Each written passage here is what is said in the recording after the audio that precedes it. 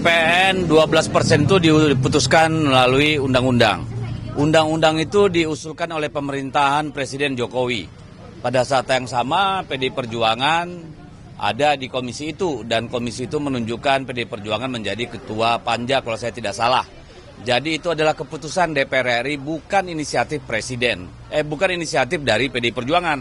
Jadi salah alamat kalau dibilang inisiatornya PDI Perjuangan. Karena yang mengusulkan kenaikan itu adalah pemerintah dan melalui Kementerian Keuangan. Pada waktu itu disetujui dengan asumsi bahwa kondisi ekonomi internal kita dan kondisi global itu dalam kondisi yang baik-baik saja. Tetapi kan ada permintaan dari sebagian fraksi di DPR agar ini dipertimbangkan.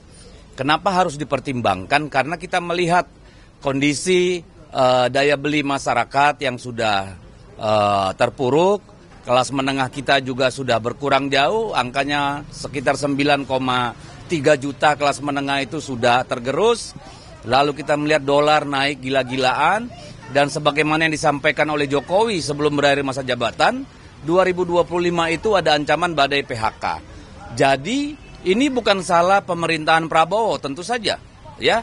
Yang diminta teman-teman itu juga bukan membatalkan undang-undang itu atau kesepakatan yang sudah dibuat di DPR, tetapi meminta pemerintah mengkaji baik buruknya dari kenaikan PPN itu bagi rakyat. Bagaimana itu betul-betul bisa menghasilkan dana tambahan bagi APBN untuk menutupi defisit yang ada di APBN. Jadi sama sekali bukan menyalahkan pemerintahan Pak Prabowo, enggak, karena memang itu sudah given dari kesepakatan periode sebelumnya gitu. Nah, jadi ini sebenarnya permintaan untuk melihat kembali kondisi rakyat kita yang banyak ya, yang akan terdampak dengan situasi ekonomi baik internal maupun secara global.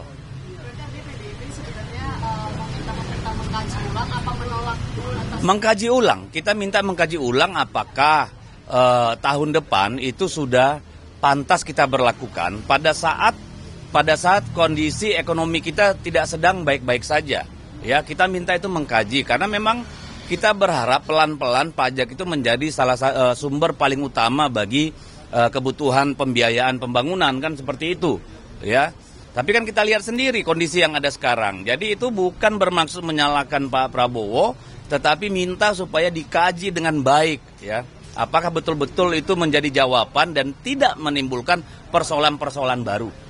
Tapi kalau Ibu Sarah tadi pagi, Sarah Gerindra tadi pagi mempertanyakan penolakan PDIP atas PPN 12%, Bang. Padahal waktu itu sebelumnya PDIP dipanja, Bang, waktu itu. Kamu kan saya udah jawab dari tadi kamu kemana sih? Tapi kalau ini sudah jelas bahwa itu usulan pemerintah melalui Kementerian Keuangan, bahwa PDI Perjuangan ada panja di situ, itu kesepakatan di dalam komisi maupun lintas fraksi, bukan kemauan PDIP. Siapa yang menginisiasi? Pemerintah melalui Kementerian Keuangan. Udah clear. Tapi kalau ini sudah diputuskan jadi satu kebijakan gimana, Pak? Loh, kemarin undang-undang pemilu kada aja yang sudah disahkan di Balek bisa putus, dibatalkan. Kenapa ini enggak? Kalau untuk keselamatan rakyat kan itu. Tapi kalau pemerintah percaya diri itu tidak akan menyengsarakan rakyat, silakan terus. Kan tugas kita untuk melihat bagaimana kondisi gitu loh. Oke ya? Cukup saya kira. Di medsos beredar bahwa